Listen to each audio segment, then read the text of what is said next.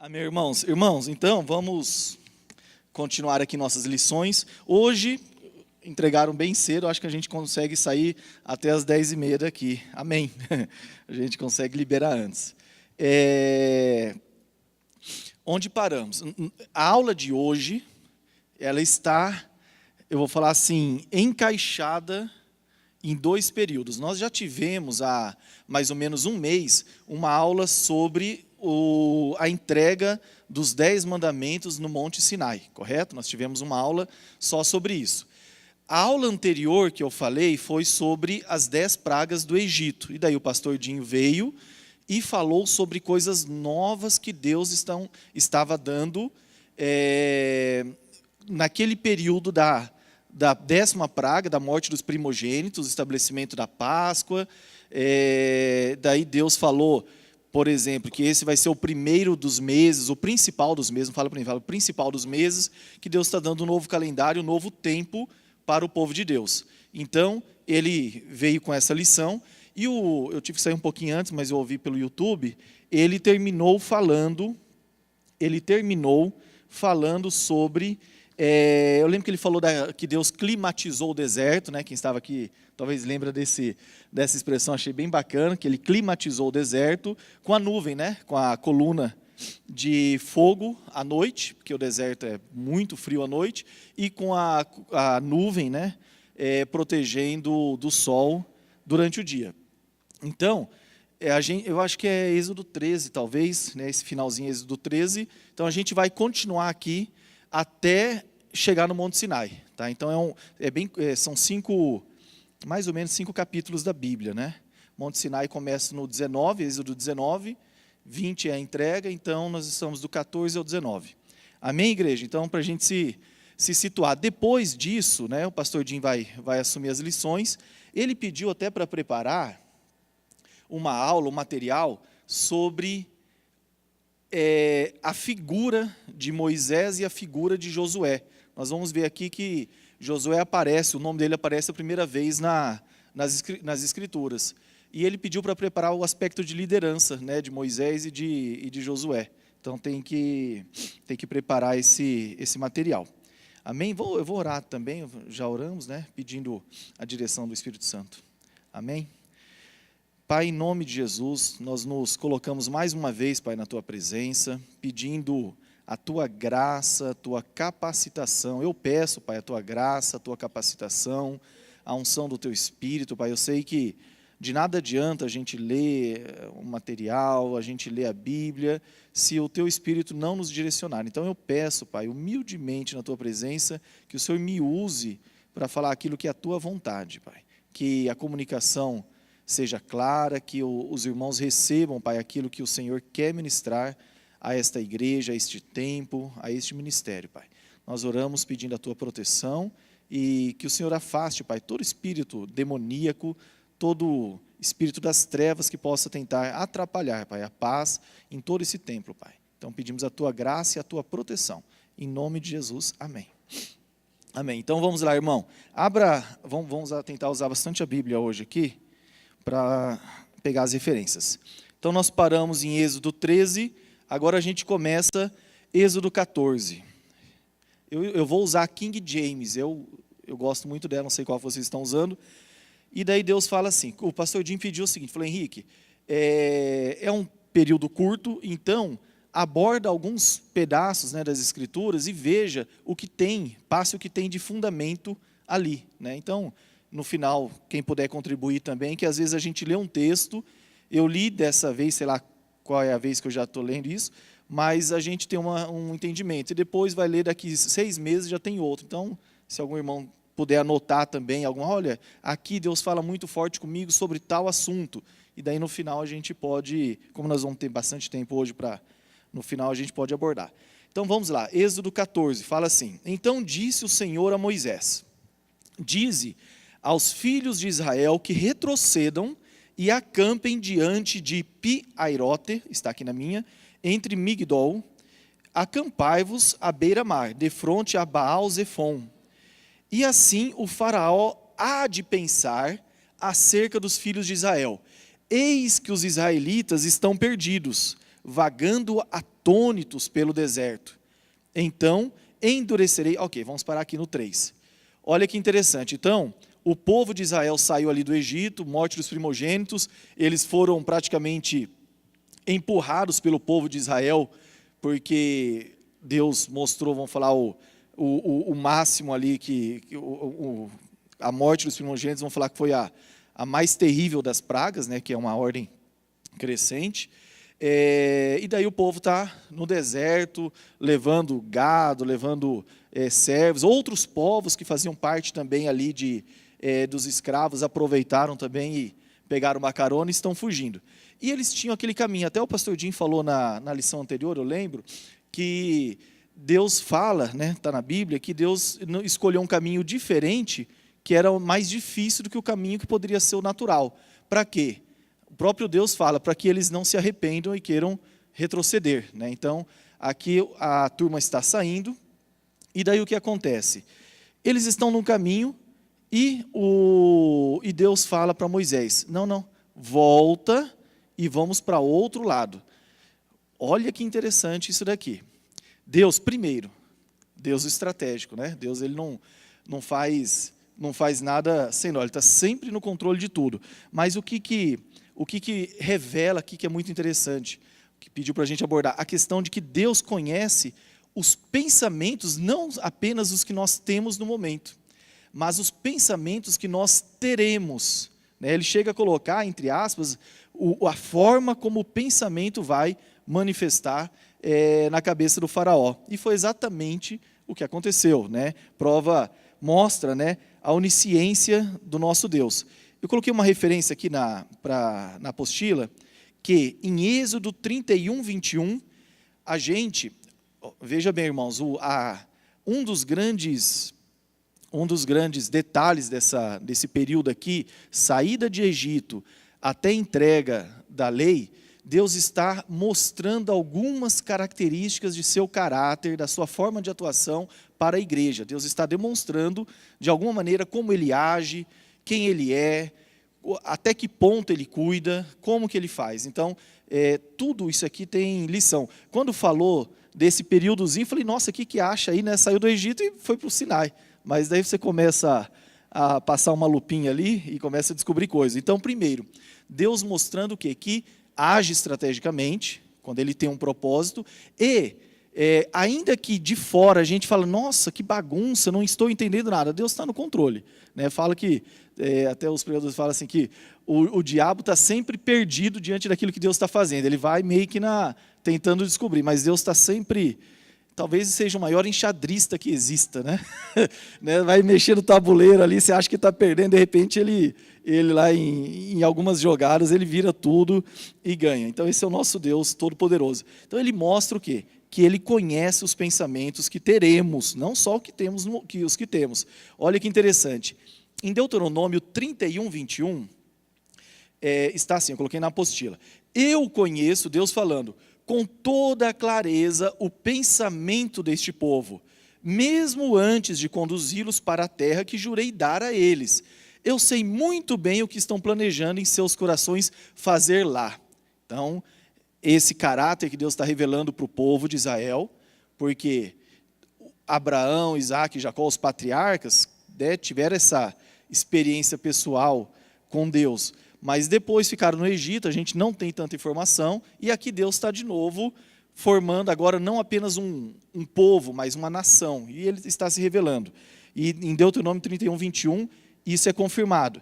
Em Ezequiel, olha que interessante, Ezequiel 38, 10, 11, assim diz o Senhor Deus, naquele dia, obrigado irmão, abre para mim, naquele dia terás imaginações no teu coração, e conceberás mau desígnio, e dirás, subirei contra a terra das aldeias sem muros, virei contra os que estão em repouso, que vivem seguros, que habitam, todos sem muros, e não têm ferrolhos nem portas. Ou seja, lá na frente, Deus está mais uma vez falando, eu já sei até o que eles vão, como vai vir o pensamento na cabeça. Em Atos, já no Novo Testamento, o autor de Atos nos mostra o quê? Que Deus já predeterminou todas as coisas, né?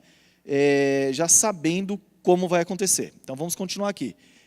Êxodo 14, 4. Então vimos aqui Deus estratégico, Deus que conhece o pensamento, e ele fala assim: então endurecerei novamente o coração do faraó, e ele vos perseguirá, e serei glorificado no faraó, e em todo o seu exército, e os egípcios saberão que eu sou Yahvé. Está na minha, né? De vocês talvez esteja Ravé. Que eu sou Yahvé. E eles assim fizeram. Olha que interessante. Deus, nós tivemos naquela lição que eu falei das 10 pragas, Deus endurecendo o coração do faraó. Então nós vimos que Deus em alguns momentos, às vezes a gente via que era o próprio faraó que endurecia o coração e às vezes Deus endurecendo. Por quê? Porque Deus tinha um propósito, ele declarava o quê? Ele queria acabar com aqueles deuses do Egito, né? Nós vimos que cada praga é um ataque frontal a uma daquelas entidades demoníacas que eram adoradas, e por outro lado, Deus também queria revelar a sua grandeza, não só para o Egito, mas para toda a história da humanidade. E aqui, olha que interessante, eu anotei uma questão para vocês que muitas vezes, trazendo para o nosso dia a dia, muitas vezes a gente tenta conversar com alguma pessoa, numa determinada situação, e a gente tem a impressão que a pessoa está cega, né? A Bíblia fala, lá em Romanos, que a pessoa está entorpecida, né? Que Deus dá o espírito de entorpecimento. E às vezes a gente insiste naquilo ali, bate, né? Martela, para que a pessoa mude a forma de agir, mude a forma de pensar, e a pessoa está coração fechado, entorpecida, ela está indo para o precipício na nossa cabeça e ela não consegue enxergar, e a gente fica, às vezes, frustrado. O que isso significa? Né, nós vimos lá Deus falando já como ia fazer, porque Ele tinha algo maior, tinha um propósito, todas as linhas, todas as pontas iam, né, ficar amarradinhas, não ia ter ponta solta.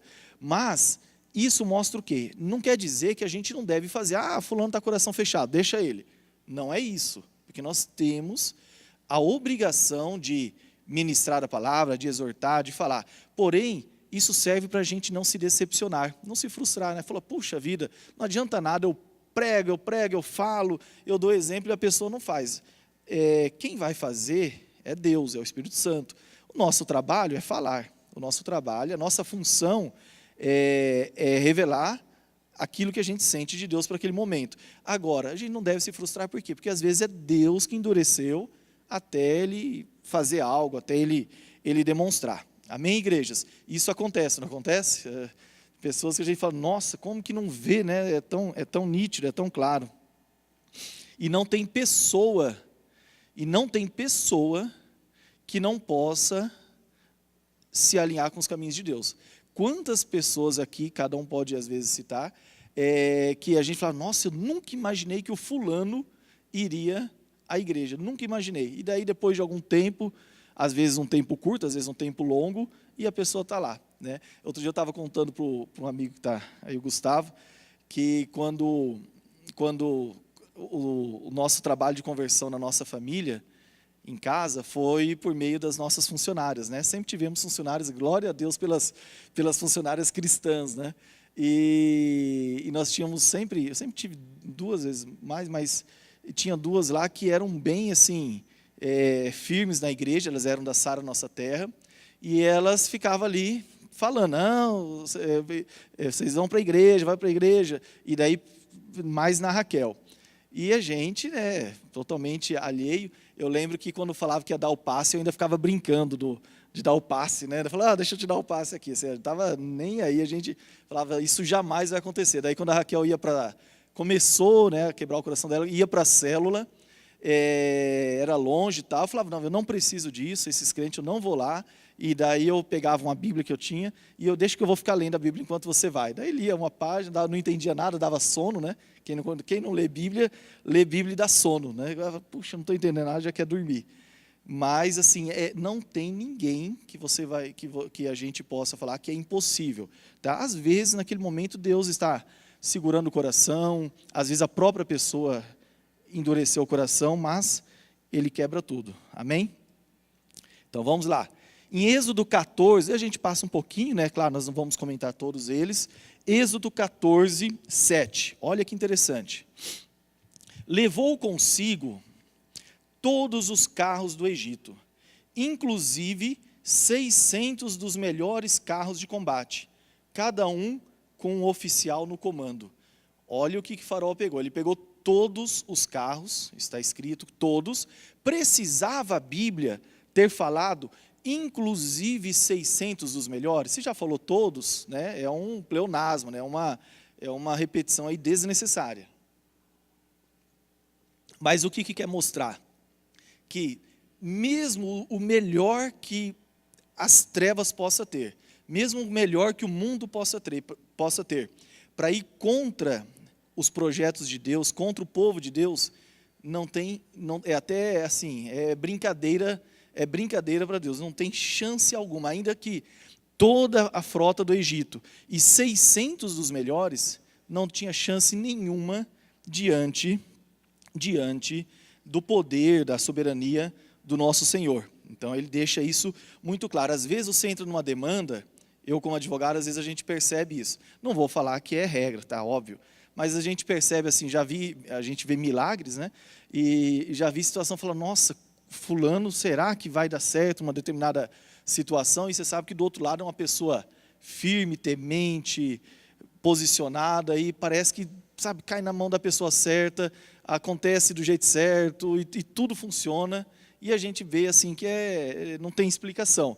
A gente pode achar que é uma coincidência, mas a gente pode também crer que é Deus que trabalha, que faz essas coincidências para que tudo dê. E eu coloquei aqui também que a atual nação de Israel é um exemplo claro disso. Quantas guerras a nação, logo que foi instalada, né, a nação de Israel já entrou em guerra ali contra aquele mundo árabe, que quando a gente olha assim, no natural, fala, não tem chance, mas é trevas contra Deus, e daí, quando Deus está no negócio, não tem para ninguém. Olha que interessante, em Salmo 27 fala, 27, alguns confiam em carros e outros em cavalos, mas nós confiamos no nome do Senhor, o nosso Deus. Esse tem que ser o lema, né, do cristão. É claro que a gente é o orai e vigiai, né? A gente tem que ter a cerca elétrica, tem que ter o fechar o vidro do carro, né? Tem que ter o pitbull lá para quem gosta, mas tem que orar, porque no final é Deus que cuida, né? Mas a gente tem que fazer a nossa parte também. Olha que interessante. Então Faraó tinha 600 bons carros e não fala quantos no total. Eu vi um comentarista falando em 2.000 carros, não sei, mas falando em 600 bons carros. Vamos ver em Salmo 68, 7, quem tem a versão King James vai ficar melhor, quantos carros tem Deus. Vamos ver se é mais ou menos equiparente. Se o Faraó tinha 600 bons, eu acho que Deus tinha pelo menos 1.000 carros bons, né? Será? Todo mundo está seguindo aí na Bíblia? Amém? O pessoal está olhando, não? 68, 7. Vamos ver quantos Deus tem.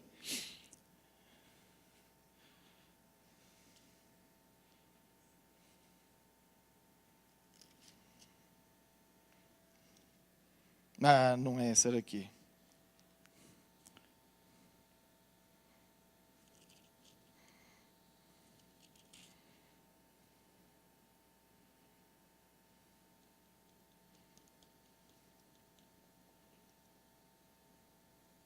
Não é essa passagem, irmãos. Puxa, que triste. Deixa eu ver aqui. Enfim, vamos ver se eu consigo localizar. Tem uma passagem, não é 68,7. Se alguém souber. 17, vamos ver aqui, que bom. Ô, irmão Santos. Olha aqui. São os carros de Deus. São os carros de Deus. Milhares de milhares, incontáveis. Neles o Senhor veio do Sinai para o seu lugar santo. Então, não milhares, você poderia traduzir como zilhão, né? Zilhão não existe, né? O zilhão é incontável o poder de Deus. Então, o Faraó, coitado, aqui não tinha chance alguma. Agora, uma curiosidade que coloquei aqui, olha, mas nós não vimos nas 10 pragas, agorinha atrás, que Deus tinha matado os animais, veio peste, saraivada, né? Primeiro peste nos animais, depois saraivada. Mas a Bíblia fala, por exemplo, na saraivada, que ele avisou, no dia seguinte, e quem guardou os animais, tiveram os animais protegidos. Então, no meio do povo egípcio, tiveram pessoas que creram na palavra de Deus, tanto que em alguns momentos essas pessoas iam lá no faraó falando, olha, quanto mais a gente vai sofrer, né? Vamos deixar esse povo ir. Então tinham pessoas que acreditavam, né? Havia pessoas que acreditavam naquilo que Deus estava fazendo. Então esses animais que foram usados, né? Vamos dizer assim, nesses carros. E depois acabaram perdendo também. Amém? Então olha que interessante, 14:10. Êxodo 14:10, deixa eu voltar aqui. Quando o faraó se aproximou, os filhos de Israel levantaram os olhos e eis que os egípcios vinham atrás deles. Tiveram grande medo. Então, os filhos de Israel clamaram ao Senhor. Amém? Olha que interessante.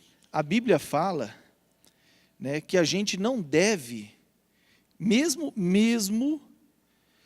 o pastor Jim falou na última aula que o povo tinha mais qualidades do que defeitos, amém, mas a gente olhando de trás para frente, que é muito fácil, né, olhar de trás para frente e julgar, a gente fala, como que esse povo era incrédulo, como que esse povo era teimoso, né? Então, o que a gente vê? Imagina, acabaram de ver as 10 pragas acontecendo ali, e de repente eles olham os carros e ficam tudo tremendo. Será que Deus ia tirar eles do Egito só para matar na beira ou matar afogado? Então o povo ainda temeu. O que a Bíblia nos ensina é que a gente não deve temer o homem. Eu até coloquei, acho que essa referência, né? Que nós não devemos, em Isaías 51, 12 e 13, eu mesmo sou aquele que te consola. Quem és tu para que temas seres humanos, pobres mortais, e os filhos dos homens que não passam de relva? Então, a preocupação não deve ser com os homens, né? Porque é o que a palavra nos fala, que a luta ela acontece nas regiões celestiais, a luta é espiritual e aqui é um reflexo, né? Então, se a pessoa está buscando a Deus, está se alinhando aos seus princípios, aos seus mandamentos, ela tem que, quando a coisa acontece, ela tem que clamar a Deus e confiar que Ele vai dar a resposta. É muito fácil a gente, sabendo que o mar abriu em seguida, né, pegar e falar que o povo foi incrédulo, né? Mas se estivesse lá, eu talvez seria o primeiro, meu Deus do céu, né? O que nós vamos fazer, né, agora? Mas enfim, eu coloquei aqui, o Senhor, não temais, o Senhor pelejará por vós. Em Êxodo 14:15, a gente pode tirar uma outra liçãozinha interessante. Então o Senhor indagou a Moisés, deixa eu ver se na King James está igual. Então o Senhor indagou a Moisés, por que clamas por mim? Dize aos filhos de Israel que marchem avante. O que aqui está mostrando? É claro que existem momentos que você vai orar, vai clamar, né? Esse clamar, os comentaristas judaicos falam que ele se colocava em oração, que você vai orar a Deus, mas chega um determinado momento, você tem que ter a sensibilidade de saber quando é momento de orar, de clamar, e quando é momento de agir. Aqui Deus está falando, para de clamar a mim, né? E tem momentos que Deus fala, volte para mim, clame por mim que eu vou agir. Mas aqui era um momento de guerra, era um momento de luta. Então o que Deus queria? Haja, né? Faz alguma coisa, marchem avante. E eu coloquei aqui, ó, por exemplo, em Josué 7:10, tem um determinado momento em que ele está lá, o Josué está mal pela perseguição. O que aconteceu nessa passagem? Em Josué, teve um pessoal... eles levaram, essa passagem aqui de 7:10, eles levaram alguns amuletos, né? Foi aquela passagem que eles levaram os amuletos, e daí o povo perdeu uma batalha, estava fraco, estava enfraquecido, e Josué estava muito, vamos falar, chorando lá aos pés de Deus. E Deus falou assim para Josué, por que permaneces assim, prostrado sobre o teu próprio rosto? Levanta-te, né? Falou levanta-te primeiro, eu estou enfatizando. Porque Deus o quê? Ele quer muitas vezes ação. Chega de ficar ali nas chorumelas e age, faz alguma coisa. Eu fiz um link com a questão dos dízimos, a gente percebe muito isso. Às vezes o irmão fala, nossa irmão, mas o cara tem lá, por exemplo, um funcionário público, né? Vou colocar uma pessoa que tem uma renda mais fixa, né? Mais estável, um servidor. Ele pega e é dizimista, é fiel nos dízimos, ele pratica, vamos falar, a tzedakah, ele primicia, ele está ali nos princípios, ele faz tudo.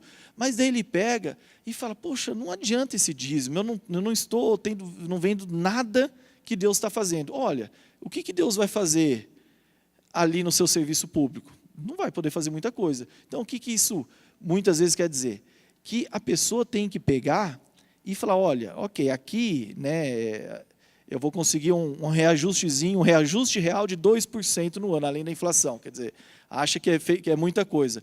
Mas a pessoa tem que fazer algo. Em Deuteronômio 14, né, 14, 29, fala assim, para que o Senhor, teu Deus, te abençoe em todas as obras que as tuas mãos fizerem. Ok, você está sendo abençoado lá no seu serviço, mas você vai ter que inventar alguma coisa fora para que Deus possa abençoar. Deus precisa... vamos pegar Deuteronômio 14? É bonita essa passagem. Deus precisa... Abre aí, Deuteronômio 14. Deus precisa ter algo. Você tem que dar o material para Deus abençoar. Lembra da farinha, né? Que a pessoa deu, do azeite, né? Deus foi lá e multiplicou. Mas você tem que entregar algo. Deuteronômio 14, 29. Ó, fala do dízimo trienal. Lembra, né? Tem o dízimo... a gente fala em 3 dízimos, né? Tinha um dízimo que era dado a cada 3 anos,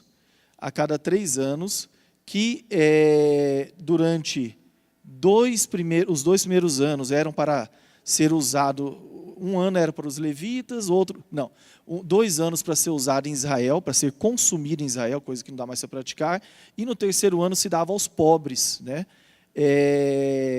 Que é o fundamento aqui que eles falam da tzedakah. Então, esse dízimo trienal, a pessoa tinha que praticar. Daí Deus fala assim, ao final, vamos pegar no 28, 14, 28. Ao final de cada 3 anos, traz igualmente todos os dízimos da colheita do 3º ano, armazenando-os em tua própria cidade. Isso para que os levitas, que não têm parte nem herança contigo, e os estrangeiros, os órfãos e as viúvas, quer dizer, os necessitados, que vivem nas tuas cidades, possam se achegar, comer e saciar-se, para que Yahvé, teu Deus, os abençoe em todo o trabalho das tuas mãos. Em todo o trabalho das suas mãos. Então, a pessoa tem que fazer alguma coisa, ela tem que inventar algo se ela quer que Deus abençoe. É claro que a gente sabe da função que é de resguardar, de proteger, e a função de prosperar. O crescimento, a prosperidade, Deus tem que ter algo para fazer. Ele não vai fazer você achar um bilhete premiado. Também, né? Daí seria demais.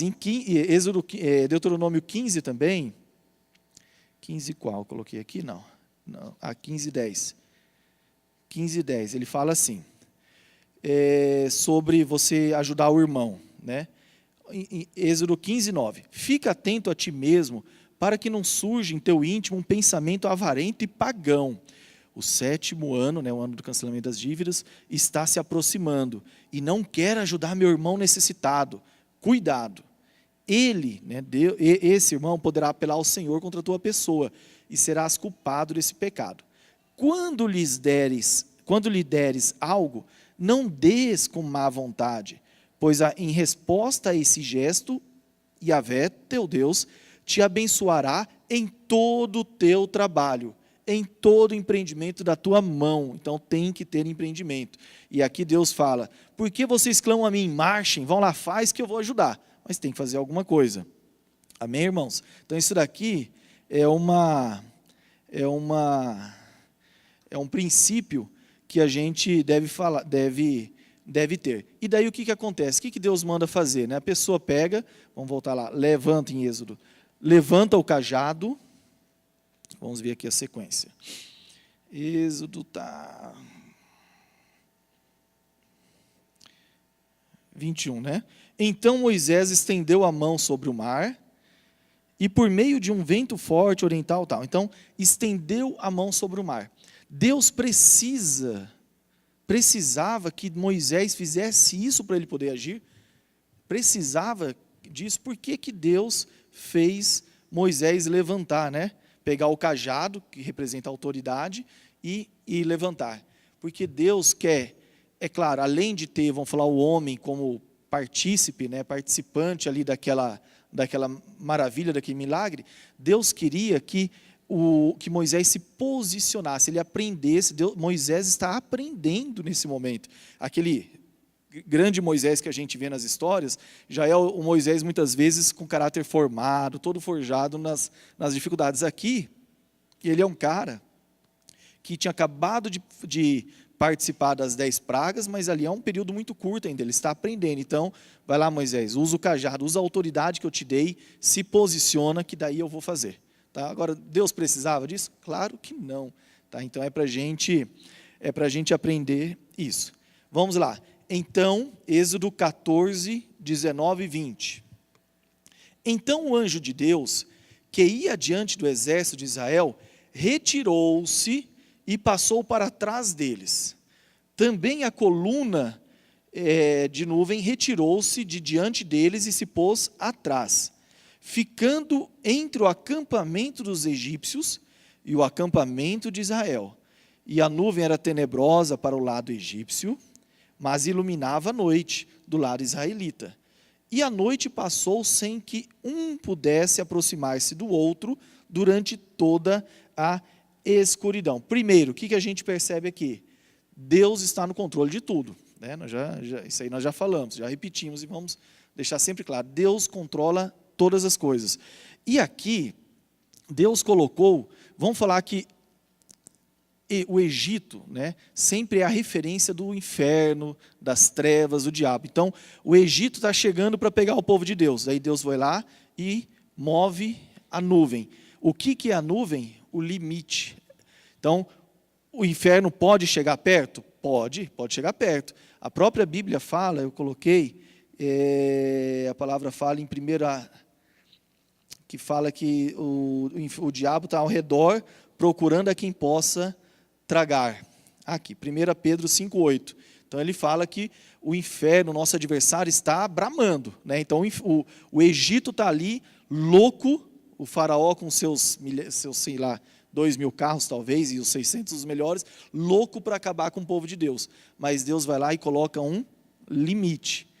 Quem que estabelece, quando a gente fala de limite, nós devemos lembrar o seguinte: o limite que a gente conhece espiritual, na palavra fala da questão da legalidade. Todo mundo que tem assim, que gosta da questão da libertação, não é que gosta, né, mas que busca entender, sabe do que se fala de legalidade. E a legalidade, o que é isso? Né? É até que ponto o diabo pode tocar na vida de uma pessoa. E essa legalidade sempre é determinada por quem? Por Deus? Não. Deus estabeleceu os princípios, faz isso que vai abrir aqui. A profundidade do que você fizer, então Deus tem princípios muito claros e Ele já estabeleceu. Deus, o compromisso dele é com a palavra dele, com os princípios que Ele estabeleceu. Cabe a nós, a gente tem que se sujeitar a isso. E daí a gente que vai dando a liberdade, a legalidade de até onde que o diabo vai agir. Então, no reino, no universo, que é um outro mundo, essa batalha espiritual, né, uma coisa bem complexa, sempre é assim, onde que tem a brecha para que aquilo esteja acontecendo. É claro que, às vezes, é propósito de Deus, tem outras coisas. No judaísmo, se chega a se falar, eles têm umas passagens, que o pecado serve a Deus, né? Inclusive o pecado. É claro que tudo vai ter um ajuste de contas, mas a pessoa que faz a coisa errada também está servindo a Deus, né? E daí o que acontece? Aqui, voltando para... Senão a gente começa a devagar para o outro lado. Aqui mostra que essa liberdade é Deus que coloca até onde vai chegar. Vamos ver, no livro de Jó, eu citei o livro de Jó, isso fica muito claro. Em dois momentos, Jó, aqui, um pouquinho antes de Salmo. Em 2 momentos no livro de Jó, bem no comecinho, salvo engano são só 2 momentos, né? Que o diabo está lá, Satanás está na frente, vai lá se apresentar perante Deus, né? Junto com os filhos de Deus, e daí Deus fala, e aí, onde você estava? Ah, estava de rodear a terra. E ele, vamos falar, instiga Deus a permitir que ele toque na vida de Jó. Primeira 12. Então aqui. Jó 1,12. Então Yahvé declarou ao acusador: concedo-te poder para destruir tudo o que ele possui. Apenas não estenda a tua mão contra a pessoa dele. Daí não vamos perguntar mas Henrique, qual que é a legalidade de Jó? Daí, né, já é outra discussão, né?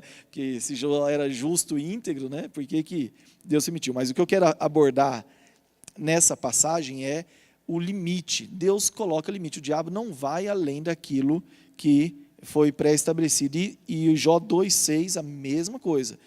2,6. Então, Yahvé declarou a Satanás: eis que meu servo está entregue em tuas mãos. Contudo, poupa-lhe a vida. Então, outro limite que Deus foi fazendo. Agora, não vamos entrar no livro de Jó, que aqui cabe uma reflexão. Eu tenho um artigo que eu publiquei esses tempos atrás sobre se Deus é bom, justo e todo-poderoso, por que o sofrimento existe? Foi teve bastante repercussão. O pessoal teve gente que falou, muito extenso, outros, podia ter abordado mais, ele deve dar umas 15 folhas talvez, mas é um tema interessante, que instiga, né? Isso aí sempre tem. Por que tem o mal? Se Deus é tão bom, né, por que existe? O mal, né, vamos até dizer assim, falando de Jó aqui um pouquinho, o mal, quando ele tem causa, ok, a pessoa, ou tem um propósito, a pessoa aguenta, você vai sofrer por um propósito maior, ok, não tem dificuldade. Acho que o imperador Júlio César que disse que é mais fácil achar alguém que queira dar a vida por um propósito do que alguém que queira aguentar o sofrimento. Então, o grande problema é o sofrimento sem causa, quando a gente não entende a causa. Então, quem que a gente poderia falar de sofrimento sem causa? Me toca muito criança, né? Que quando você vê uma pessoa com mais idade, ele fala, nossa, mas o fulano é um justo, é uma pessoa boa, correta. Você não sabe o que passa no coração dela, você não sabe, quando ela está sozinha, o que ela faz, você não vai falar que fulano é bom, é justo, não, que você não conhece. Mas a gente caminha junto, tem 20 anos, você não conhece. Agora, quando a gente vê uma criança que nasce com algum problema, né? Então eu acho que aqui na igreja foi distribuído, né? Foi compartilhado nos grupos esse artigo, mas e quando é numa criança, como que justifica? Daí fala, não, mas é Deus. Eu quando compartilho, teve gente, não, Deus põe para que o homem se volte para ele. Aí, cara, e a criança na África lá, o que tem a ver? Uma criança que nasce lá, então ela é culpada, nasce com 2 anos, morre de fome. Olha o sofrimento de uma situação dessa, né? Então, a gente tem que, não é pecado perguntar, tá? Questionar, querer entender. Moisés questionou Deus em alguns momentos, né? Então não é pecado. É claro que tem uma postura para você fazer isso e Deus vai sondar o coração. Mas não querendo questionar a justiça dele, mas você pergunta às vezes para tentar entender e trazer paz. Por exemplo, isso era algo que me incomodava. Depois que eu escrevi, passou, sabe? Assim, resolveu isso daí dentro de mim.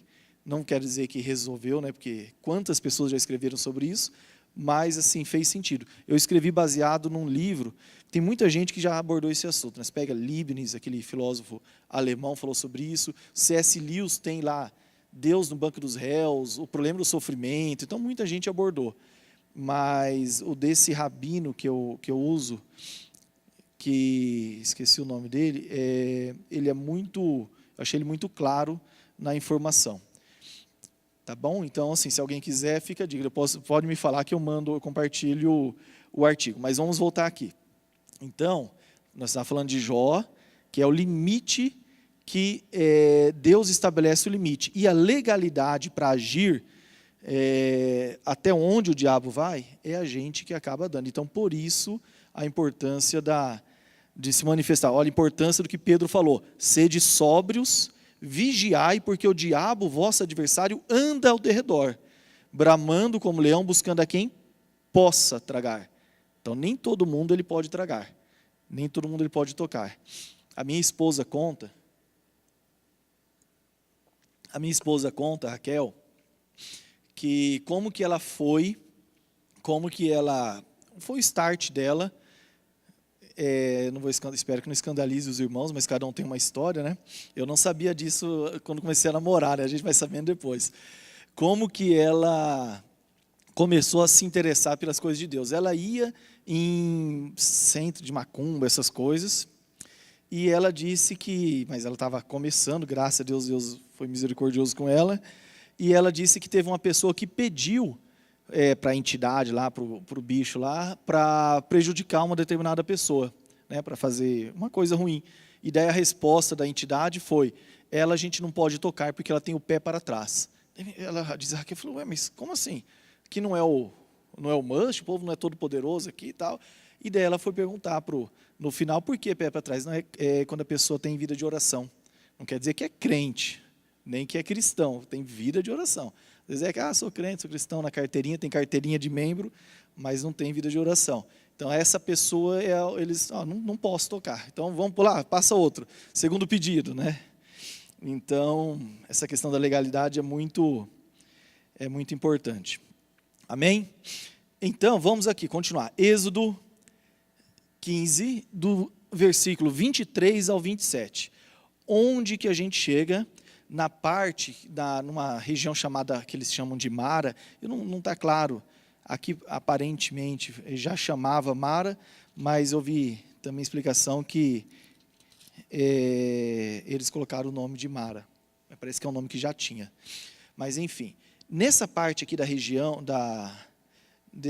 nessa explicação, nessa história, a gente começa a entender um aspecto muito importante de Deus, que olha que interessante, o povo está lá, saindo do Egito, viu Deus fazendo as 10 pragas, coisa grandiosa, viu Deus abrindo o mar, poxa, passamos o mar vermelho e nem vimos, né? Abriu o mar vermelho, né? Abriu o mar vermelho, fez aquilo ali grandioso, puxa, então é o Deus, e essa é uma realidade de muitos de nós. Eu, às vezes, sempre o primeiro, né? Mas é o Deus Todo-Poderoso que faz coisas grandiosas. Então, quando tiver algo feio, algo bravo, algo terrível, vamos clamar a esse Deus. E daí eles vão e já enfrentam um problema de água, quer dizer, uma necessidade básica, uma coisa cotidiana. Nessa primeira situação em que ele pega as águas amargas e transforma em águas, não vou nem dizer doce, água potável, né? Que foi doce também, em água potável, em água própria para o consumo, Deus está mostrando o quê? Ele, além de ser o Deus Todo-Poderoso, que faz coisas grandiosas e maravilhosas, também é o Deus que cuida das necessidades diárias, daquilo que a gente mais precisa. Então, você não vai orar a Deus só quando você vai, sei lá, trocar de casa, você não vai orar a Deus só quando você vai, você está com uma enfermidade, está lá, câncer terminal, não é só nesse momento. Você vai orar a Deus pedindo o pão nosso de cada dia, pedindo proteção para as coisas pequenas também, pedindo para o seu dedinho não doer, porque se doer já está incomodando. Então é o Deus que cuida de maneira integral. Então essa a gente pode falar que talvez uma das grandes lições que Deus começa a nos mostrar aqui. E treinar a fé do povo, né? Treinar a fé do povo. Olha que interessante, fala assim, 15:24, Êxodo 15:24. E o Senhor lhe mostrou uma árvore, ou seja, Moisés foi lá, orar, pedir direção, é o 25 na verdade, 15:25, pedir direção, daí assim, Moisés clamou ao Senhor e ele indicou um arbusto. Moisés o pegou e lançou sobre as águas e essas tornaram-se boas para beber. Olha que interessante, a pessoa pega, vai orar, pedir direção a Deus, mas às vezes a pessoa não está aberta ou sensível para aquilo que Deus pode indicar, porque Deus vai dar uma saída, uma solução. Então a pessoa tem que ficar atenta. Eu não sou supersticioso, igual do degrau, mas às vezes a gente tem que ficar atento ao que é algum sinal, alguma coisa que Deus está indicando para nós. E que interessante também, não sei se eu falo isso, mas aqui, falei da racionalidade, mas eu tenho esse problema. Ok, imagina se Deus eu tivesse no lugar de Moisés, orando, pedindo água boa para beber, e Deus tivesse indicado uma árvore, eu ia falar, mas será que essa árvore é para cavar um poço ali debaixo dela? Porque nós, quem é racional, Deus vai mostrar uma árvore, o cara não vai entender que aquela árvore vai fazer. O que tem a ver uma árvore com transformar água doce? Não é chá, não é nada disso. Tem estudiosos, comentaristas bíblicos que tentam falar por quê, que árvore que era, tal, mas não tem. A Bíblia não vai mostrar milagre, tá? Mesmo porque para ter água potável para 2 milhões de pessoas, então se fosse algo natural, tinha que ser muita árvore, né? Tinha que ser muita árvore. Mas Deus mostrou um galho e por meio daquilo ali Ele fez. Então a gente vê isso não só nessa passagem. Por exemplo, entrar num rio, se banhar no rio para ser curado de lepra. Cara, é assim, julga lá o general, né, o comandante do exército, mas assim, eu não vou dizer que eu ia ser muito diferente, irmãos, não se decepcionem tanto comigo não, mas eu sei como que é difícil no dia a dia. Poxa, você vai lá entrar e fala, tem água, rio eu tenho lá, ainda bem que tem os homens de Deus que falam, olha, você faz uma coisa mais difícil, por que você não faz essa mais fácil, né? Então, beber, né, tomar um cálice, né, que nem vinho né, é um suquinho de uva, comer um pão, por ali você está em comunhão, que mistério que tem aí? As pessoas que são mais sensíveis ao Espírito, elas entendem mais isso, esses atos proféticos, né? Tudo isso é ato profético. Agora, para quem é mais racional, a gente fica meio resistente. Dar volta numa muralha, faz sentido, você dar volta numa muralha, esperando que Deus vai fazer uma coisa? Cara, assim, não é para dar volta, né? Vamos fazer buraco por baixo, ver se a gente passa, tal. Então, muitas vezes Deus tem algo que é algo simbólico que a gente vai fazer para mover a região celestial, o reino espiritual, e a gente, às vezes, pode não entender e acabar deixando de ser abençoado e ter a solução. Então, essa é uma lição muito importante. Amém? Isso acontece com vocês também? Ou vocês, Deus mostra qualquer coisa, já vão lá e fazem? Né, dá um abraço no irmão. Olha, você sente para ir lá e dar um abraço naquela pessoa. Fala, mas cara, eu vou dar um abraço, mas rapaz, às vezes aquele abraço ali liga alguma coisa ou desliga alguma coisa e depois dali tem todo um desdobramento, né? Tem todo algo que Deus faz, né? Então a gente tem que ficar mais sensível a isso. Amém? Então, Êxodo 15, 26 é uma passagem conhecida quando Deus começa a mostrar uma de suas características, que é o Deus que cura, né? O Yavá Rafá, né? Eu coloquei? Javé Rafá, eu coloquei. Uma das... Javé Rafá, igual tem Elohim, igual tem El Shaddai, Jeová Nissi, Jeová Jiré. Então, são nomes compostos. Não é que Deus tem vários nomes. Não. Cada um quer mostrar um pouquinho de um pedacinho do que é Deus, né? Um dos atributos de Deus. Mas, porque ele... não vai ter uma explicação para falar quem é Deus. Então ele vai se revelando em alguns detalhes. E aqui, depois de Deus transformar a água amarga em água agradável para beber, né? Não vou dizer água doce, água potável, Deus fala, ele faz uma promessa que, se ouvires atento à voz de Deus, Yahvé teu Deus, e fizeres o que é reto diante dos teus olhos, se deres ouvidos para os seus mandamentos e guardares todas as suas leis, nenhuma enfermidade virá sobre ti, das que enviei sobre os egípcios. Pois eu, Yahvé, eu sou Yahvé, aquele que te restaurará. Tá? Aqui Deus faz esse pacto. Olha que interessante, do amargo veio uma cura. Não fala que o povo aqui estava doente, né? Mas E a gente associa hoje, coloca aí no Google, remédio amargo, né? Vai aparecer de certo um monte de tônico, né? Tem até, acho que chama amargo 521, tem uma coisa de antigo, né? Mas as pessoas associam quando a coisa é amarga a algo bom. Não, esse remédio é bom. Metiolate que não arde, a gente não confia tanto igual aquele que queima, né? Magnopirol também, essas coisas amargas a gente acha que aquilo ali traz. Talvez até a origem lá no nosso inconsciente foi formando nessa passagem, né? Do amargo vem o bom. Amém? Então vamos passar. Depois dessa situação, olha que interessante. Um pouquinho adiante, tinha um lugar com 70 palmeiras e 12 poços, né? Com 12 poços, um lugar bom. O povo não poderia ter passado direto e chegado lá? Deus, igual eu volto a falar para vocês, Ele está treinando a fé desse povo, Ele está mostrando para esse povo que precisa confiar nele. Alguns comentaristas falam assim, essa é a 8ª vez que o povo é reprovado, porque eles passam por vários testes e eles são reprovados em vários, né? Mas Deus é um Deus paciente e a gente é reprovado todo dia em algumas áreas, né? Então, o povo continua aprendendo e conhecendo mais de Deus. Também não podemos dizer que todos eram reprovados, né? Mas que tinha gente que, como em todo lugar, né? Tinha igreja e tinha igreja. Amém? Continuamos aqui, saímos das águas amargas que ficaram saudáveis e Deus supriu aquela necessidade, vamos falar, do líquido, e agora vem uma outra necessidade, que é encher o bucho, né, a comida. Então o povo estava lá já doido para ter um banquete. E aqui mais uma vez o povo falha, né? Mais uma vez o povo murmura. Amém? E olha o que isso, eu coloquei aqui na apostila, o que isso pode nos revelar.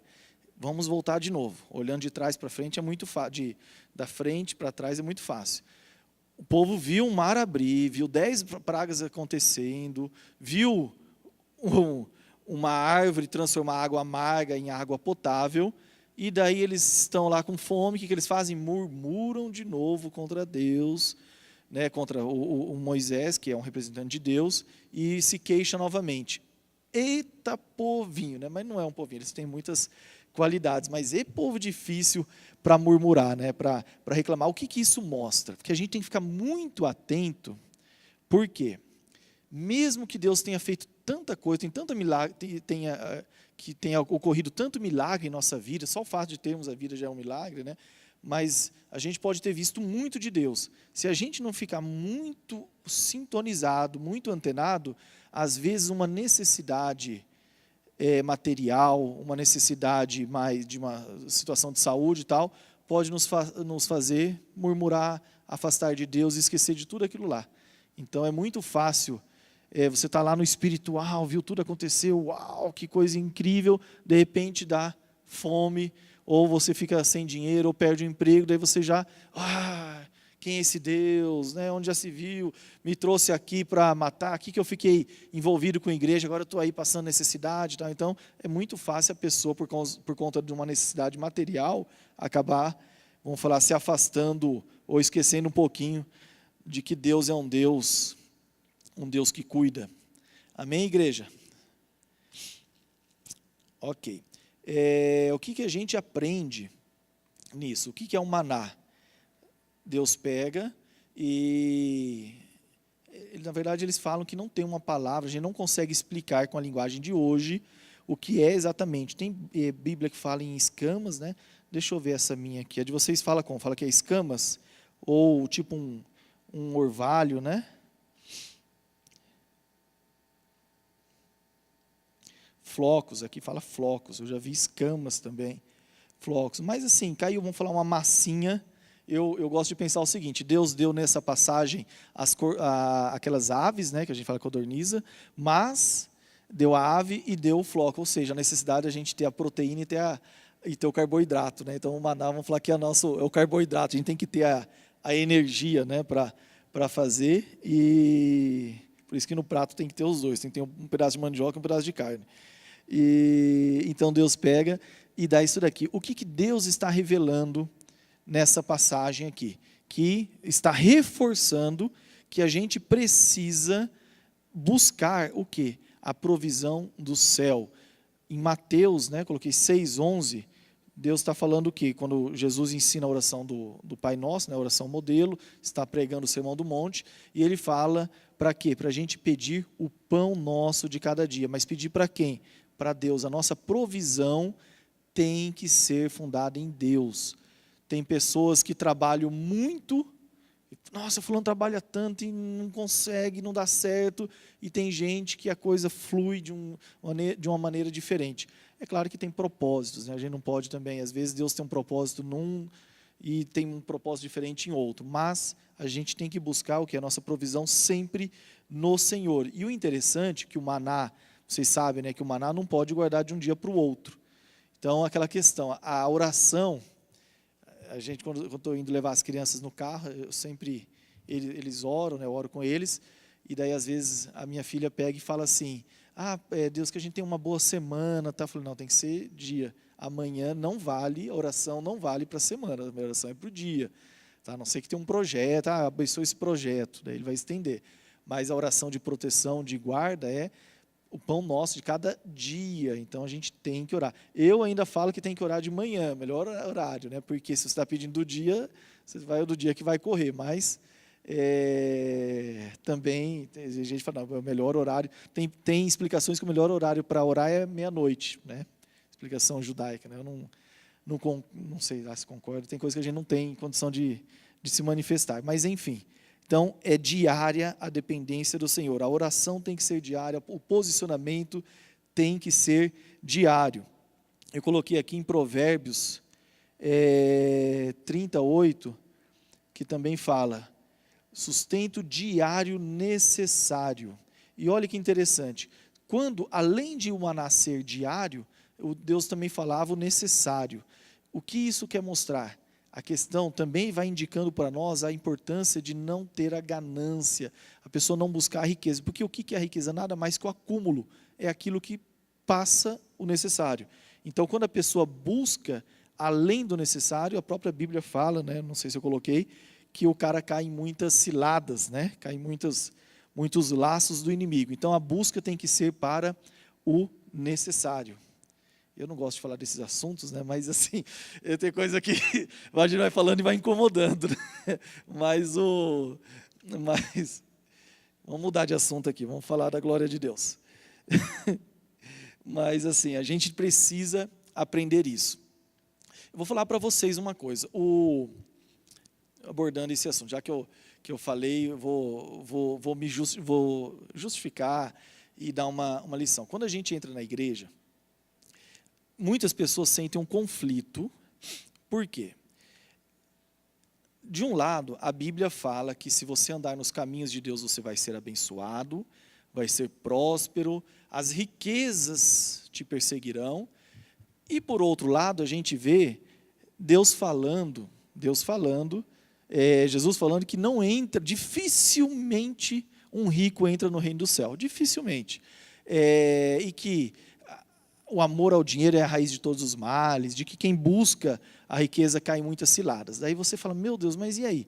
Então, se eu cumprir os mandamentos, Deus vai me abençoar, vai me prosperar, mas ao mesmo tempo, se eu for, vamos falar, eu recebo e daí eu vou para o inferno, quer dizer, eu consegui algo, Deus me prosperou, creio que é de Deus, a prosperidade que não acrescenta dores, eu sempre tento lembrar disso, quando começa a ficar muito difícil, muita coisa, não difícil assim, mas muita coisa para cuidar, daí você entra naquela onda de estresse, fala, não, se é de Deus, não pode, eu tenho que, não é para trazer enfermidade, eu tenho que conseguir levar isso de uma maneira inteligente para não dar doença. Mas, então você fala, poxa, eu me posicionei, eu cumpri, prosperei e agora eu vou para o inferno. Daí tem alguma coisa faltando, não sei se alguns irmãos eu sei que sabem, eu escrevi um livro justamente para resolver isso dentro de mim. Foi exatamente. Então eu começo a ficar angustiado com algumas coisas, e daí eu vou lá e escrevo, eu falo, cara, deixa eu ver como que eu vou. Daí eu vou pesquisar, igual esse do sofrimento humano, porque que existe o sofrimento se Deus é justo, Ele é bom e é todo-poderoso. Uma criança, que justiça está fazendo contra ela? Se Deus é bom, então por que uma criança sofre? E se Deus é todo-poderoso, por que Ele não impede? Então, qual é? Então, escrevi aquilo ali. E essa parte financeira, mesma coisa. Eu falei, rapaz, eu tenho que achar algo. E daí eu comecei a pesquisar, isso já tem acho que uns 5 anos, e daí saiu o livro, né, Tzedakah, que vai relançar agora, o pastor José Rodrigues vai publicar por ele lá. E daí eu escrevi esse livro chamado Tzedakah. E onde que está a solução? Vou resumir aqui para vocês, só que daí vocês não vão querer ler o livro, né? Mas o resuminho é o quê? Você pode ganhar quanto quiser. Aliás, na capa, não sei se o pastor José Rodrigues vai manter, mas eu coloco assim, uma frase do John Wesley, né, um dos teólogos dos puritanos, pregadores puritanos. Ele coloca assim: ganhe tudo que puder, pode trabalhar, arrebenta de ganhar dinheiro, prospera. Daí ele fala, gaste o mínimo que puder. Então não é para esbanjar a vida de luxo, né, de ter avião, ter isso, não. Gaste o mínimo que puder. E o terceiro, dê o máximo que puder. Então, não tem problema ganhar o quanto você quiser, mas você não é para viver exclusivamente para o luxo. Você pode ter uma vida confortável, boa, confortável para você e sua família, mas você não vai viver é diferente, né? O conforto do luxo, tem o que passa. Tem que tomar muito cuidado, que a gente vai prestar conta por sermos apenas mordomos. Mas dê tudo que puder, ok. Agora, o dê tudo que puder também incomoda muito. Fala, como assim? Vai dar tudo que puder? E daí a gente começa a pesquisar, tal. Eu fui nos pregadores atuais, não achei solução, porque eles falam muito do dízimo e de oferta, tal, e é tudo meio contaminado, você não acha. O do John Wesley eu achei muito apertado, né? Dá tudo. Então, ok, o que seria necessário? Uma casa. Você tem uma casa. Então, você não pode ter outros imóveis para você alugar, tal. Mas é para minha renda. Então, você tem que ter o que eu posso ter. Daí, no judaísmo, que estudam isso aí há alguns milhares de anos, né? Eu encontrei, vamos falar, a solução, eureka, se chama Tzedakah, que é o quê? Você destinar parte da sua renda, não é dízimo é para manter isso daqui, para arrumar arquibancada, né, para ter ar-condicionado, para ter som bom, não é primícia, que é um outro princípio, que você pega uma parte da sua renda e dá para o seu sacerdote, a pessoa que ora pela sua vida, pode ser o pastor Dinho ou qualquer outro pastor da igreja, aquela pessoa que você tem como responsável espiritual, não responsável, mas o cara que te ajuda, né? Responsável é só você mesmo. E existe uma outra contribuição, um outro dízimo, vou falar assim, que é a Tzedakah, que é ajudar os pobres, que na igreja católica, vamos falar assim, virou aquela questão da esmola, tem até Bíblia que fala em esmola, tal, que é horrível a palavra esmola, porque parece que é moedinha, e não é. Os judeus falam de 10 a 20% da renda destinado, mais que o dízimo, 10 a 20% destinado para trabalhos sociais. Daí eu falei, nossa, que máximo, tal. Daí fui reler o Novo Testamento e ver, sempre que você acha algo interessante, por exemplo, no judaísmo, que é Antigo Testamento, você tem que ver se Jesus confirmou. Isso aí é fundamental, né? Tem que ver se Jesus confirmou. E daí você vai ver que Jesus fala de ajuda aos pobres o tempo inteiro. Vamos falar, é a temática da Bíblia, é ajudar quem precisa, que se chama exercer a misericórdia. Quando você exerce a misericórdia, você vai receber misericórdia. Ninguém ore aqui pedindo justiça. Deus seja justo comigo. Não, nunca peça isso. Eu aprendi, não, você pede misericórdia de Deus, porque se for a justiça de Deus, você não vai ser aprovado, você não passa. E daí isso traz paz, porque você sabe que daí você já não quer ganhar só para você mesmo, mas você, puxa vida. Ontem, por exemplo, tem um advogado que eu sigo no Instagram, que talvez, se não tem o maior escritório do Brasil, mas tem um dos grandes, né? E ele posta, né, no jato dele esses dias para Nova York, com o ministro da Economia, com esse pessoal, No outro dia ele sempre posta os carros assim que ele chega, tem Bentley e tal. Eu fiquei assim, eu sigo ele, né? Sei que e ele é um cara jovem, deve ter uns menos de 50 anos, cara muito bem. Ok, eu sempre olho, né? Foi o Billy que me indicou para seguir ele.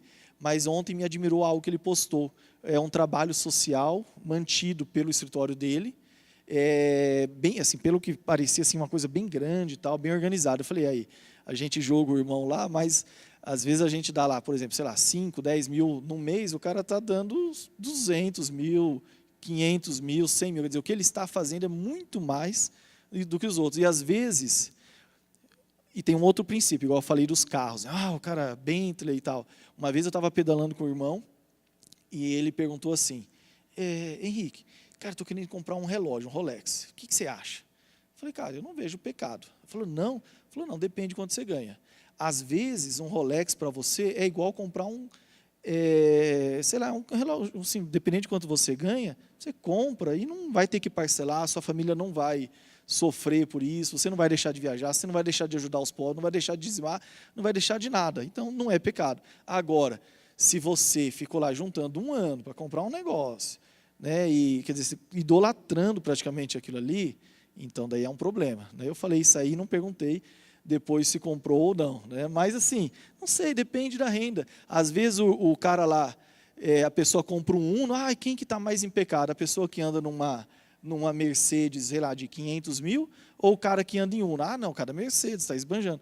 Às vezes o cara do Uno teve que parcelar um sofrimento, podia ter comprado um usado, mas quis comprar um Uno novo e lambe aquilo ali, né? E às vezes o outro comprou um dinheiro que para ele é nada, é um detalhe, o que vale é o percentual. Então esse é o princípio que eu aprendi, e daí me deu paz também, e de vez em quando a gente sai aí viajando para falar. Putz, eu falei que ia acabar antes, né? Vamos ver. Então, nós aprendemos que devemos ter o necessário para a nossa vida e buscar em primeiro lugar o reino de Deus. Amém? Onde nós estamos, irmãos? Mas eu dei uma enrolada porque a lição é curta. Então, nós falamos de provisão de sede, de comida com maná, e depois, agora, vem uma outra situação que é a guerra, ainda nesse caminho, a guerra. O que acontece? Vem os amalequitas por trás. Eu nunca tinha parado para entender o porquê da bronca, né, da raiva contra os amalequitas, mas começou aqui. Eu coloquei até os amalequitas, eles são descendentes de Esaú, e puxei que não era da esposa de Esaú, era de uma amante de Esaú. Olha que interessante. Né? Da amante, da concubina, né? Tina, acho que é assim que lê. Tina, nasceu Amaleque. Então, já de uma concubina, nasce Amaleque, e depois se torna todo esse problemaço aí, que é para o reino de Deus. E que lá na frente, né, Saul deixa de exterminar o povo, e também Deus já pega e já acerta as contas com ele também, que não fez o que deveria fazer. Então, voltando, aí vem Deus e dá, aqui é a primeira vez que aparece Josué, que é uma das figuras que a gente vai dar uma estudadinha sobre ele, que fala de Josué. Olha aqui, eu fiz até um comentário sobre essa questão de Saul. Quantas vezes a gente julga Saul muito fácil? Nossa, Saul, Deus mandou ele lá e acabar com os amalequitas, que começou aqui. Por que Deus odiava os amalequitas? Eles vieram por trás do povo de Israel e pegaram quem? Os que estavam mais fracos, aqueles que estavam mais sofrendo. Né? Então Deus achou isso aí uma maldade, uma injustiça, uma barbaridade contra um povo que todo mundo sabia que Deus é que estava cuidando. E daí Deus falou, Deus é justo, então ele resolveu acertar. E olha que interessante Saul, que a gente julga tanto Saul, né? O que Saul fez? O primeiro, não sei, não lembro se foi o primeiro, mas talvez o primeiro, vamos dizer assim, que eu me lembro. O problema de Saul foi não ter exterminado os amalequitas. Não ter exterminado. Ele foi lá, matou um monte, mas deixou o rei, pegou os animais, tal, aquilo que ele viu que era bom, ele acabou trazendo. Daí a gente fala, olha, onde já se viu? É fácil olhar daqui onde nós estamos. Mas na época, quantas vezes a gente sabe que deve fazer algo e a gente faz, vamos falar, 95%, mas alguma coisinha a gente não faz completamente. né? Quantas vezes isso acontece? Então, assim, é muito apertado. Por isso, não vamos orar pedindo justiça de Deus, vamos pedir misericórdia de Deus. E daí o caminho para Deus, a régua é muito perfeita. Existe um princípio judaico que chama midá, que nega de midá, que é medida por medida. E fala assim, Deus falou, ok, eu quero ser bom, justo e misericordioso com o meu povo. Como que eu vou exercer isso? Porque Deus não pode ser injusto. Ele falou, ok, vou fazer assim, vou dar a régua para eles. Eles forjam a régua que eu vou usar com eles mesmos. Justo, né? Só que Deus não vai usar a régua de nós com ele. Ele falou, então, do jeito que ele agir com o próximo, o mundo espiritual age com ele. Então, se é misericordioso, vai receber misericórdia. Né? E se julga de uma maneira muito rigorosa, vai ser julgado de uma maneira muito rigorosa. A régua é a gente que cria. Amém, irmãos? Vamos lá. Olha que interessante. Segundo a Pedro, né? Segunda carta de Pedro 1:8, chega a falar assim, para receberdes completo galardão. Então, o que eu pensei aqui? Existe momento, por isso tem que ter a sensibilidade, que você não fazer completamente a vontade de Deus chega a ser pecado, Saul, e existe momento que o único problema é que você não vai receber tudo que você poderia receber de Deus, porque senão a gente pega e fala, nossa, mas como que eu vou saber o que é o tudo que eu tenho que fazer? Assim, é fácil, vou ter que fazer tudo, mas na prática, o que é para a minha vida? Então, vamos falar, começa lendo Mateus 5, 6 e 7 e tenta praticar. Isso aqui já talvez seja quase tudo, né? Mas como que a gente vai saber? Então, tem momentos que não é pecado, né? Mesmo porque Saul tinha a ordem expressa, né, do profeta. E, às vezes, a gente deixa de fazer, o problema é que podia receber muito de Deus e acaba recebendo um pouco menos. Amém, irmãos? Então, aqui nós temos a importância, olha lá, aqui acontece algo muito incrível, que é Moisés lá com a mão erguida, os rabinos falam que é em oração, estava em oração, com a mão erguida, abaixava a mão, começava o povo de Israel a perder. Levantava as mãos, o povo de Israel ganhava. O que Deus, aqui nós temos que lembrar, Deus está se revelando. O que Deus está mostrando? A insistência na oração, a persistência, quando você principalmente não está num momento de guerra, num momento difícil, você persistir na fé, persistir posicionado. Em Efésios 6,18 eu coloquei que a palavra manda a gente orar em humilde insistência. Humilde insistência.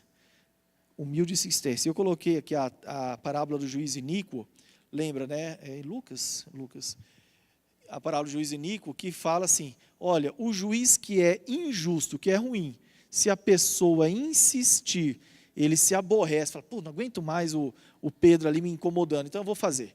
E o juiz injusto já faz, imagina o juiz justo se não vai fazer, se a pessoa insistir naquilo. É claro que isso tem que estar alinhado com a vontade de Deus. Amém? Estamos terminando. Êxodo 18, o que nós temos? Aquela historiazinha. Cara, isso aqui é tão importante, eu acho que dava até uma lição só sobre Êxodo 18. Chega lá o sogro, né? Às vezes o sogro é bom, olha aqui, que revelação. Chega o sogro, Moisés está lá julgando tudo, você imagina 2 milhões, vamos falar 600 mil, né? Foram 600 que saíram, né, do Egito, 600 mil que saíram do Egito. Os homens aptos à guerra, tal, mas talvez o povo todo seja 2 milhões, mas não tem como a gente ter certeza disso. Mas você imagina ele resolvendo as contendas de todo esse povo, a confusão que seria. E daí o sogro, poderia Moisés rejeitar a orientação do sogro. O sogro vem e fala, não, coloca aí, vamos criar instâncias, né? Primeira instância, tribunal, STJ, Supremo, Papa, né? Daí vai subindo lá até chegar no bispo, né? Lá, e daí então o que Deus está falando aqui? O que o sogro fala para ele? Organiza. E isso é muito importante. Às vezes acontece, eu vejo muitas pessoas sofrendo por serem centralizadores. A pessoa não delega as coisas e quer fazer tudo. Tem pastor que morre talvez até com isso, né? Mas fica doente porque quer fazer tudo na igreja. Tem que delegar, tem que deixar as pessoas agirem. Amém, irmãos? Então, na verdade, isso aqui é um pedacinho, mas dá para falar mais coisa dessa passagem. Eu separei aqui, deixa eu abrir meu Word, eu separei aqui 3 reflexões. Aqui, ó, interessante. Após essa incrível jornada em que Deus atua basicamente em 3 aspectos fundamentais: provisão de alimento, provisão de água, libertação dos inimigos. Deus está mostrando o quê? Que Ele pode cuidar do povo dele. Eu separei, eu fiz aqui ontem, durante a aula, coisa feia, assistindo a aula e pensando numa reflexão. Eu coloquei assim: o povo é acusado de ter, não está na apostila, de ter se mostrado murmurador. Eu, como advogado, fico querendo defender o povo, né? Mas tem que defender, não... Será que eles são tão ruins mesmo? O povo é acusado de ter se mostrado murmurador. Sabemos que não devemos duvidar da justiça de Deus, mas podemos respeitosamente nos perguntar se seria razoável esperar alguma postura diferente daquele povo. Aliás, nós teríamos agido diferente diante da sede e da fome. Imagina, você está lá morrendo de sede, e Deus, sei lá, você está morrendo de sede, cara, tem uma hora que você grita. Então, assim, é fácil, o povo murmurou, viu um monte de milagre, ok, mas aparentemente, a gente sabe que Deus fez um milagre, mas aparentemente a boca está secando, tem homens, mas tem idosos, tem crianças, tem gente doente, o povo está sofrendo. E olha que interessante, deixa eu ver se eu coloquei aqui.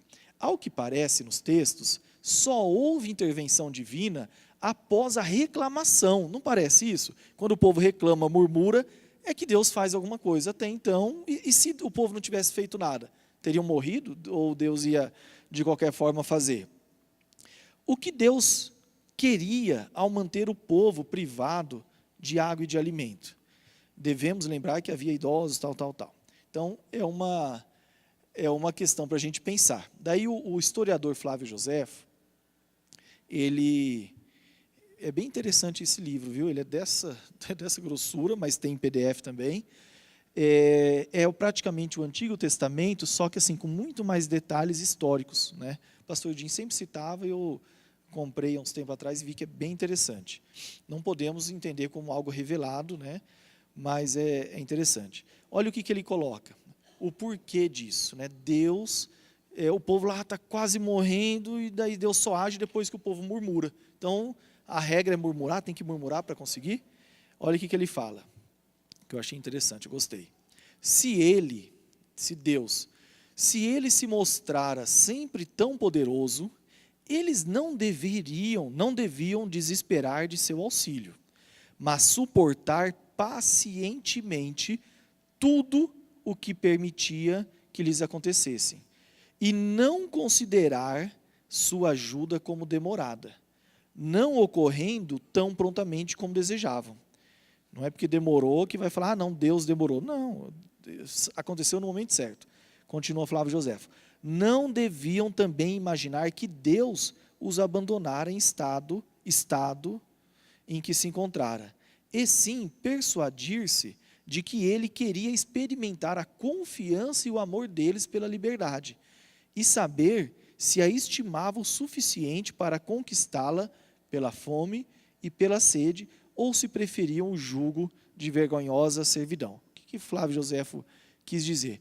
Que o que o povo tinha era que ter ficado quieto e aguentado, e Deus estava olhando ali se o povo ia reclamar ou não, se o povo iria, sei lá, fazer o que fizeram, né? Fazer motim, querer quase apedrejar Moisés. Tem momento que queriam apedrejar o cara que ajudou eles. Então, Flávio José fala que a função era justamente essa, o que eles deveriam ter aguentado quietos. Aguenta quieto, não reclama.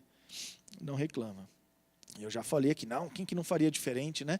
Pô, você está morrendo de fome, morrendo de sede, né? Então, tem uma diferença entre orar, reclamar e murmurar. Quando você murmura, existe uma associação que a murmuração é equiparada à idolatria. Daí fala, nossa, mas por quê? Né? Porque quando você murmura, você está falando o seguinte: Deus, você não sabe fazer do jeito certo. Você não sabe o que é o melhor. Por isso eu reclamo. Deus, eu sei o que é melhor. Então, porque a pessoa está murmurando é porque ela acha que ela é melhor que Deus. Então, ela está o quê? Se idolatrando. É uma idolatria. Olha que eu nunca entendia por que falava, a murmuração, idolatria, pecado semelhante. Vamos ver aqui, segunda reflexão. Que aspecto de seu caráter Deus quis demonstrar para esse povo que estava sendo preparado para se transformar numa nação? Ainda não era uma nação, né? Estava ali sendo gerado, né? Que Deus não é presente, resposta, que Deus não é presente apenas em momentos de grandes dificuldades, mas também é um Deus pessoal que se preocupa com todos os detalhes de nossas vidas, mesmo em nossas mínimas necessidades. Daí tem Mateus 6, 31, 32 que fala: não andeis, pois, inquietos, dizendo que comeremos ou que beberemos, ou com que vestiremos, porque todas essas coisas os gentios procuram. De certo, o vosso Pai Celestial bem sabe que necessitais de todas essas coisas, mas buscai primeiro o reino de Deus e a sua justiça, e todas essas coisas vos serão acrescentadas.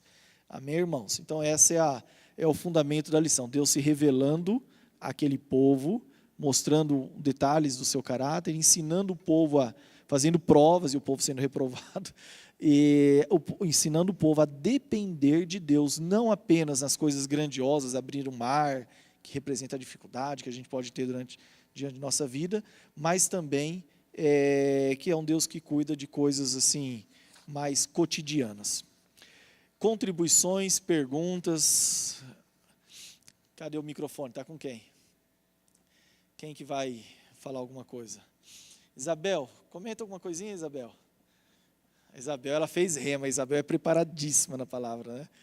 Desde depois, vamos todo mundo falar. Ele vai no microfone. Então, eu quero perguntar para você a respeito do que você comentou, que você às vezes fica indignado de ver assim uma criança sofrendo, uma criança na África, né, que já nasce naquele sofrimento, né? E nós temos assim uma criança, uma neta especial, e isso nos trouxe muito questionamento, muita assim. No começo a gente fica assim até meio revoltado, como, por quê, né? E também eu fico assim naquela palavra que Deus diz que a iniquidade dos pais visitam os filhos até a terceira e quarta geração. Depois Jesus fala, né, no Novo Testamento, quem pecou? Este ou seus pais, para que nascessem assim? Aí Jesus responde: nem este, nem seus pais, mas para que a glória de Deus se manifestasse, né? Então eu fico assim, o cumprimento, né, do Antigo para o Novo Testamento. Como fica essa situação, né? De uma criança num sofrimento, né? Como isso, Posso como mandar o você vê? texto para você leia, e depois porque o grande lance, eu acho que de tudo, porque quando é um pecado que a pessoa, é uma consequência que a gente sabe que a pessoa errou em algo, tudo bem, né? A pessoa reclama, tá, Deus, onde está o Senhor? Ok, a pessoa pisou na bola, mas uma criança, né, não existe uma resposta apenas. Eu vou mandar para você, para ver, porque senão aqui eu vou ter que começar algumas coisas. É uma visão até assim um pouco diferente, que o pastor José Rodrigues fala de um evangelho eterno, né? Que existem pessoas que vão falar assim, que ainda não ouviram a palavra de Deus, por exemplo, uma criança que nasce com um problema mental. Então, ela vai para o céu? Ela não ouviu, ela não tem consciência para dizer que aceita Jesus e reconhecer tal. Mas existem outras maneiras, né, que eu não vou abrir aqui. Tá? Mas assim, dá uma lida no texto, eu mando para você. Se quiser, eu posso compartilhar no grupo da IPE, pode ser, Edinho? E sempre que a gente compartilha algo no grupo, sai duas pessoas. Eu espero que não saem duas pessoas, então eu espero que não aconteça. Mas é interessante. Não quer dizer também que é a solução, mas assim, fez sentido. Tá? Mais alguma pergunta? Alguém quer comentar? Oi?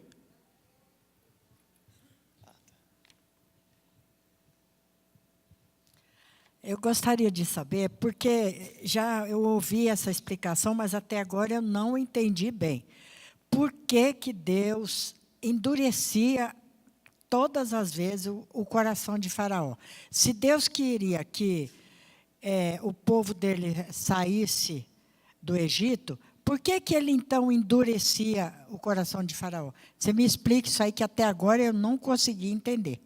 Obrigado.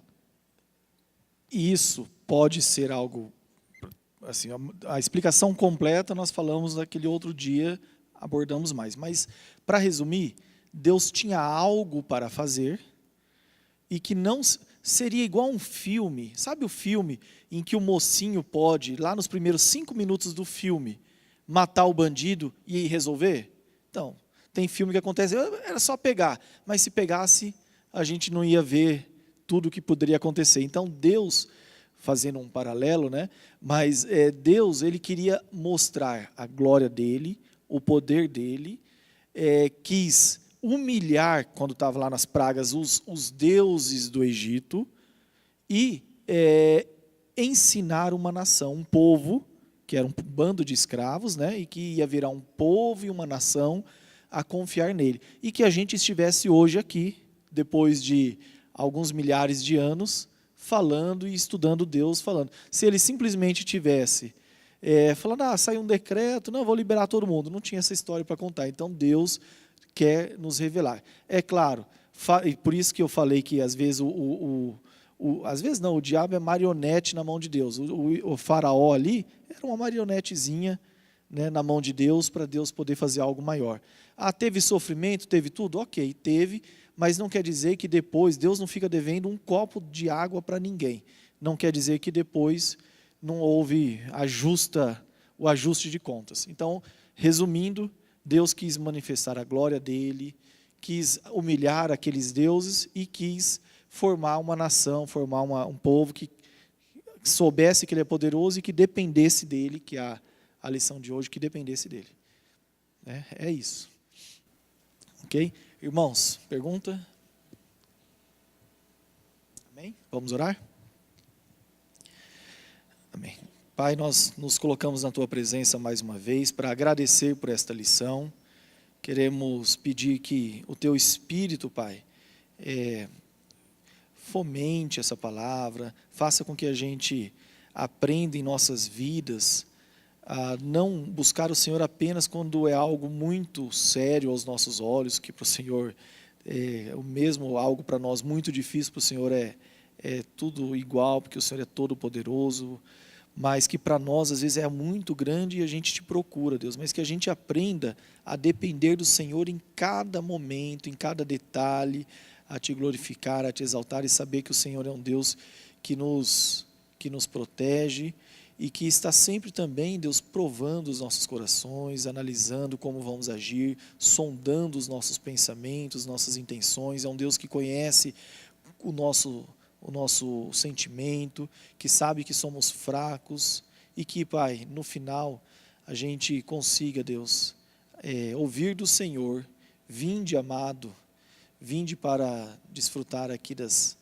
bênçãos, vinde a mim, você que buscou e se posicionou e que me amou e que guardou os meus mandamentos. Então a gente quer, Pai, ouvir uma palavra de aprovação do Senhor. Por isso estamos aqui nesta manhã, tentando aprender um pouquinho mais sobre as Tuas grandezas, Pai. Nós sabemos que há muito mais, a Tua palavra fala que os olhos não viram, né? E que a gente, Pai, nem imagina o que pode existir. São coisas grandiosas, mas o pouquinho que a gente já fica sabendo, Pai, já nos fortalece, já nos dá um alimento, Deus, para a gente realmente buscar, Pai, a Tua presença. Queremos pedir, Deus, a proteção para o pastor Dinho, que está viajando, para os pastores que estão viajando, a pastora Ana Paula, foi no congresso, pedir a Tua graça sobre a vida deles, traga-os em paz, que o culto de hoje à noite seja bênção, seja tremendo, Deus, que venham as pessoas que precisam ouvir aquela palavra, Deus, que o diabo não consiga impedir que as pessoas que o Senhor quer comunicar, Pai, não consiga atrapalhar os Teus planos, Deus. Pedimos, Senhor, abençoe todos que trabalham aqui na igreja, todos os cursos e as vidas de cada um dos irmãos, Pai, e as famílias que estão aqui representadas. Deus, nós queremos dizer que nós te amamos, Pai. Amamos a tua palavra, amamos a tua presença, amamos o teu Espírito e dependemos do Senhor, Deus. Pai, essa oração nós fazemos em nome do teu Filho Jesus Cristo. Amém.